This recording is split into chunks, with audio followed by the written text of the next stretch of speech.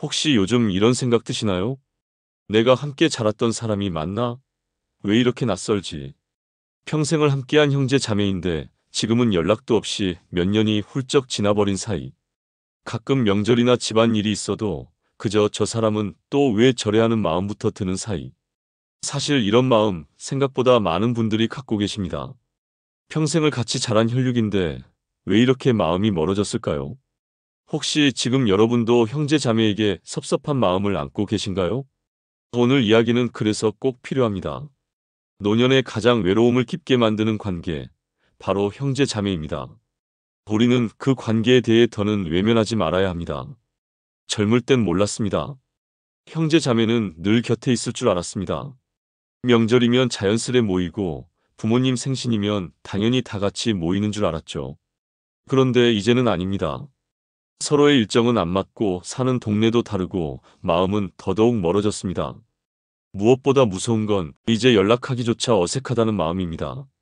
처음엔 그저 바빠서 서로 형편이 안 좋아서 연락이 줄어들었겠지 했습니다. 하지만 어느 순간 문득 느낍니다. 아, 이 관계는 이제 다시 돌아갈 수 없겠구나.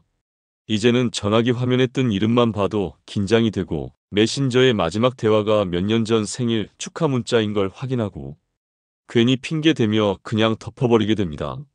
문제는 이게 단순한 감정의 문제가 아니라는 겁니다. 형제 자매와의 단절은 노년기의 삶 전체에 영향을 줍니다. 고립감이 커지고 스스로를 외톨이라 느끼게 만들죠. 어떤 연구에서는 60대 이후의 인간관계 중 형제 자매와의 유대가 유지되는 사람이 그렇지 않은 사람보다 삶의 만족도와 심리적 안정감이 훨씬 높았다고 합니다. 하지만 현실은 정반대입니다. 많은 분들이 형제 자매 관계에서 지쳤다, 포기했다, 어쩔 수 없다는 말을 하십니다. 이건 단순한 오해나 갈등 때문만이 아닙니다. 오랜 시간 동안 켜켜이 쌓인 감정의 틈이 이제는 되돌릴 수 없는 거리가 되었기 때문입니다. 올해 76세인 최정자 씨는 이남 3녀 중 둘째입니다. 지금은 서울 외곽에 혼자 살고 계시죠. 부모님 돌아가신 뒤 형제들 간에 큰 일은 없었지만 서로 연락이 끊긴 지는 벌써 5년째입니다. 다들 바쁘겠지라고 위안해보지만 자신의 생일날조차 아무런 연락이 없던 날 정자 씨는 말없이 케이크를 냉장고에 다시 넣었습니다. 그날 이후로 내가 없는 날에도 저 사람들은 아무렇지 않겠구나란 생각이 들었다고 하셨습니다. 자식들은 멀리 살고 있고 이젠 병원도 혼자 갑니다. 가끔 아플 때면 문득 오빠가 생각난다고 하십니다. 어릴 적 늘 손잡아주던 그 손이 지금은 단 한 통의 전화로도 닿지 않는다고요. 이처럼 형제 자매는 없으면 안 될 것 같은 존재에서 있어도 의미 없는 존재로 바뀌는 순간 우리는 말 못할 고독 속에 들어서게 됩니다. 문제는 이 고독이 단순히 감정적인 외로움으로 끝나지 않는다는 겁니다. 형제 자매와의 관계 단절은 심리적인 고립감을 넘어서 실제 건강에도 영향을 미칩니다. 정서적 지지망이 붕괴되면 우울증이나 기억력 저하, 심혈관 질환 발병률까지 높아진다는 건 이미 수많은 연구에서 증명된 사실입니다. 여기서 중요한 건 그렇다고 해서 형제 자매 관계를 무조건 회복하라는 이야기가 아니라는 겁니다. 단절의 이유는 너무도 다양하고 때로는 되돌릴 수 없는 상황도 있습니다. 하지만 그 관계가 내 삶에 어떤 영향을 주고 있는지를 정직하게 마주하는 것이 중요합니다. 형제는 남보다 낫지도 않고 덜하지도 않다. 이런 말도 있습니다. 그만큼 형제 관계는 복잡합니다. 사랑과 미움, 의무와 거리감이 뒤엉킨 관계입니다. 그래서 더 힘들고 그래서 더 아픕니다. 그리고 이 관계의 균열이 시작되는 건 거창한 사건 때문이 아니라 그냥 연락이 줄어들어서입니다. 대부분의 관계는 끝이 아닌 소멸로 갑니다. 서로 말하지 않고 물어보지 않고 기대하지 않게 되면서 자연스럽게 사라지는 겁니다. 이게 무서운 이유는 어느 날 갑자기 후회할 일이 생겨도 되돌릴 수 있는 기회가 없다는 점입니다.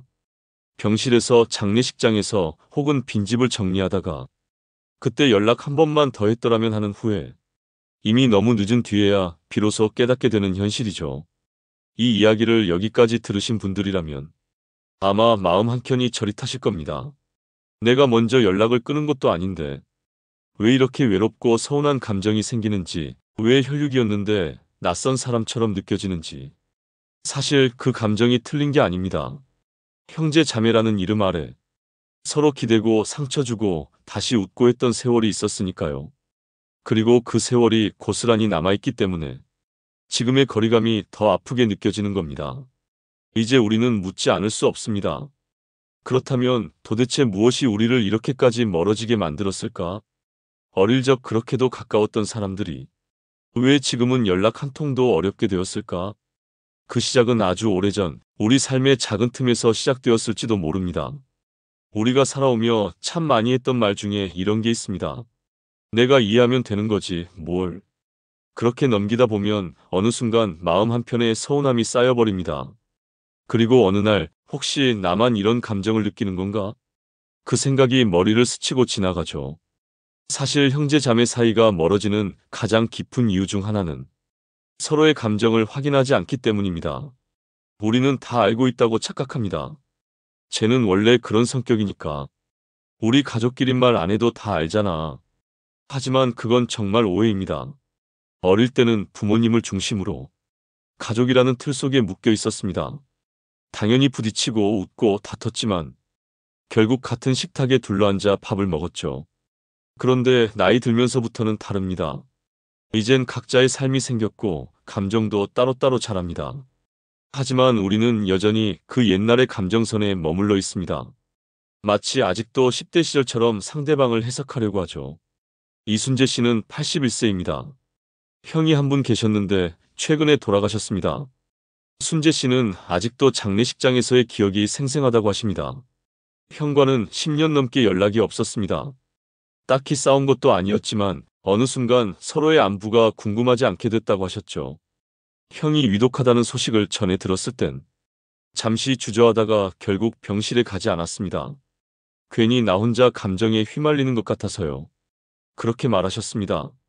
하지만 장례식 날 조문을 마치고 돌아서려는 순간 형의 손자가 들고 있던 작은 액자 속 사진을 보며 그 자리에서 한참을 움직이지 못하셨다고 합니다. 그 사진 속 형이 웃고 있었어요. 근데 그 웃음이 내가 기억하던 모습이랑 너무 닮아서 순간 가슴이 꽉 막히더군요.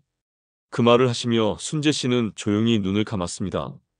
그날 이후 그는 하루에도 몇 번씩 형에게 하지 못했던 말들이 떠오른다고 합니다. 별말 아닌 얘기들이죠. 형, 고맙다. 그땐 내가 어렸어. 형, 미안하다. 자주 연락 못해서. 그때 같이 등산 갔던 날 나 진짜 좋았거든. 그 말들 하나도 하지 못한 채 형은 떠나버렸고 남은 건 결국 혼자만의 감정이었습니다. 이런 마음 여러분도 겪어보셨을 겁니다. 나만 무거운 감정을 짊어진 것 같고 형제는 아무렇지도 않게 사는 것처럼 보일 때 그럴수록 더 말 못하게 됩니다. 괜히 내 감정만 큰 것 같아서요. 그런데 알고 보면 그 형제 역시 나와 똑같은 감정을 품고 있을 수도 있습니다. 하지만 아무도 먼저 꺼내지 않을 뿐입니다. 왜냐하면 우리 모두 먼저 말하면 지는 것 같아서 내가 약해 보일까봐 그렇게 조용히 서로를 외면합니다. 그러다 보면 오해는 더 깊어지고 감정의 벽은 더 두터워집니다. 이해하려 들지 않고 그저 판단만 남게 됩니다. 쟨 나한텐 관심 없구나. 저 사람은 여전히 자기중심적이야. 이런 생각들이 마음속에서 굳어져 버리는 겁니다. 사실 노년의 형제 자매 관계는 말 한마디로 모든 것이 달라질 수 있는 시기입니다. 그 말 한마디가 수십 년 쌓여온 서운함을 녹일 수도 있고 오히려 관계의 마지막 끈을 끊어버릴 수도 있습니다. 그래서 더 조심스럽고 더 어렵죠. 하지만 꼭 기억해야 할 것이 있습니다. 지금 느끼는 이 감정이 나만의 것이 아닐 수도 있다는 점입니다. 우리는 누구나 누군가에게 서운했고 누구에게는 미안했고 누구에게는 아직 하지 못한 말이 있습니다. 그리고 그 모든 감정은 먼저 표현하는 사람이 결국 이깁니다. 그게 관계를 지키는 유일한 방법입니다. 먼저 손 내민다고 약한 게 아니고 먼저 말 건다고 진 게 아닙니다. 그건 성숙한 사람이 할 수 있는 행동이고 자신의 감정을 제대로 돌보는 일입니다. 형제 자매라는 관계는 결코 시간만으로는 유지되지 않습니다. 우리가 마주하고 말하고 확인해야 비로소 다시 이어질 수 있는 관계입니다. 지금 마음속에 맴도는 말이 있다면 너무 늦기 전에 해보시길 바랍니다. 형제 자매와의 관계는 다시 이어질 수 있는 유일한 가족 관계이기도 하니까요. 그리고 그 마음의 간격을 만드는 또 다른 골. 우리 마음 깊숙한 곳에 숨어 있는 한 가지 감정이 있습니다. 부모님이 살아계실 때는 그래도 형제자매라는 이름이 좀 더 선명했습니다. 가끔 다퉈도 결국 명절이면 모였고 어머니 생신이면 연락도 주고받았죠. 어쩌면 그땐 몰랐을 겁니다. 우리 사이를 붙들고 있던 건 바로 부모였다는 걸요.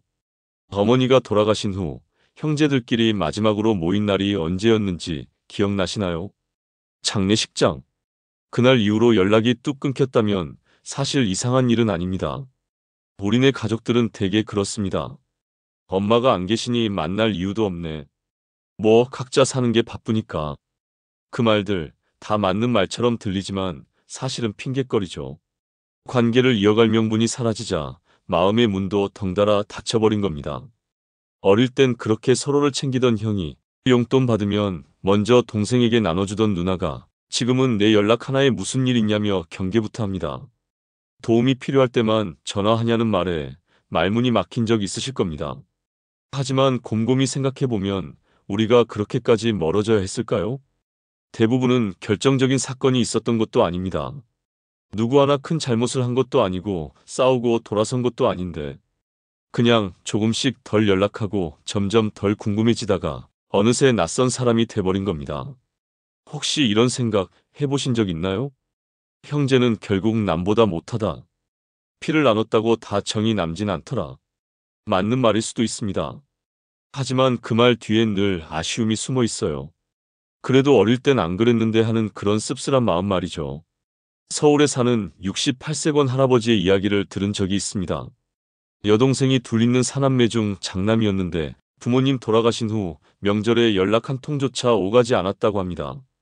처음엔 나도 연락을 좀 했지. 근데 계속 내가 먼저 연락하는 것도 좀 그렇더라고. 뭐가 그렇게 바쁜지 답도 뜸하니까. 그냥 나도 멈췄지 뭐.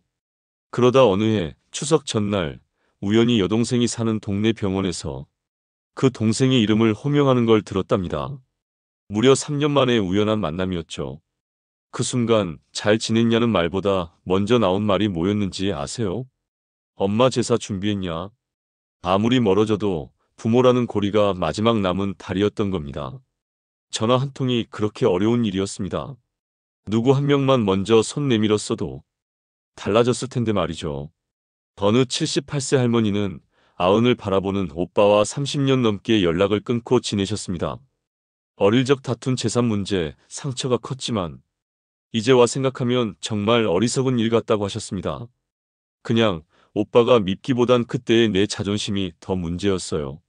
그렇게 시간이 흐르고 오빠가 요양병원에 입원했다는 소식을 들었을 땐 이미 말을 알아듣지 못하는 상태였다고 합니다.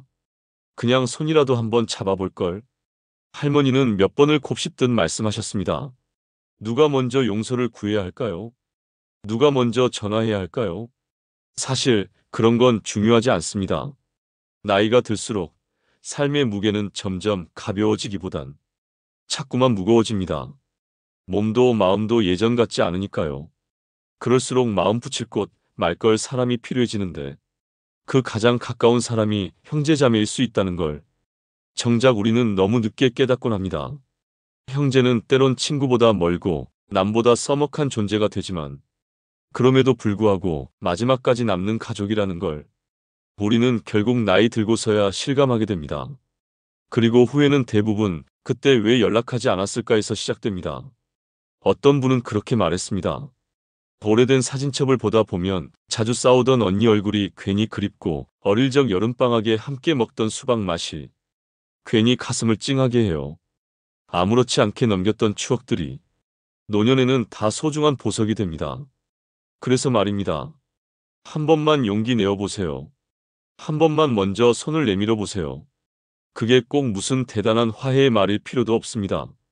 그냥 잘 지내? 한마디면 됩니다. 그 한마디가 누군가의 마지막 생애를 따뜻하게 바꿔놓을 수도 있습니다. 그리고 그건 나의 마지막도 마찬가지입니다. 한 번쯤은 우리가 지금이라도 늦지 않았다는 마음으로 형제 자매를 다시 바라볼 수 있었으면 좋겠습니다. 자존심보다 후회가 더 아픈 나이, 그 나이에 도달한 우리에게 가장 필요한 건 체면이 아니라 용기 있는 연락 한 통입니다. 이제 와서 뭐하러 연락해? 지금쯤이면 날 잊었을 수도 있어.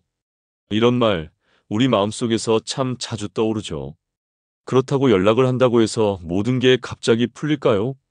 어쩌면 반응조차 없을 수 있고 또 한 번 상처만 남을 수도 있습니다. 그런데요, 이렇게 생각해보면 어떨까요? 내가 먼저 손을 내민다고 해서 지는 것도 아니고 내가 잘못했다는 뜻도 아니고 그저 지금이 아니면 영영 기회가 없을지도 모르니까. 평생을 함께 살아온 형제자매, 같은 밥을 먹고 같은 부모 밑에서 자란 유일한 존재입니다. 언제부터 멀어졌는지 모르겠고 어떤 말 한마디가 벽을 만들었는지조차 흐릿해진 관계라면 더 이상 이유를 따지기보다는 이제는 그저 나도 외롭다는 말 하나 꺼내는 걸로 시작해보면 어떨까요? 실제로 한 78세 할아버지는 오래도록 연락 끊긴 형에게 20년 만에 짧은 편지를 썼습니다. 나는 아직도 내가 보고 싶다. 어릴 때 내가 나 대신 혼나주던 그날이 기억나더라. 그 편지를 받은 형은 바로 다음날 전화를 걸었습니다. 그 얘기를 이제 하냐 이놈아. 이 짧은 통화 하나가 이 형제의 마지막 몇 해를 함께하는 귀한 시간으로 바꿔놓았습니다. 지금 마음속에 생각나는 누군가가 있다면 먼저 손 내밀 수 있는 사람이 되어보세요. 그게 손편지든 생일 문자를 가장한 메시지든 아니면 그냥 조용히 추석 때 작은 선물을 보내는 것이라도 말입니다. 가끔은 그런 사소한 행동 하나가 오래된 벽을 허무는 열쇠가 되기도 하거든요. 살아오며 가장 많이 싸운 사람이 형제자매였고 가장 많은 비밀을 공유한 사람도 바로 그들이었습니다.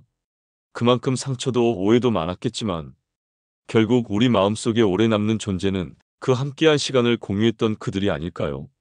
지금 이 영상을 보고 계신 당신, 혹시 아직 늦지 않았다면 먼저 연락 한번 해보시는 건 어떨까요? 우리 삶의 마지막에 그땐 참 다행이었어라고 말할 수 있는 날이 오길 바랍니다. 영상이 마음에 드셨다면 좋아요, 구독, 댓글, 공유 부탁드립니다. 여러분의 따뜻한 이야기가 누군가의 용기가 될 수 있습니다. 감사합니다.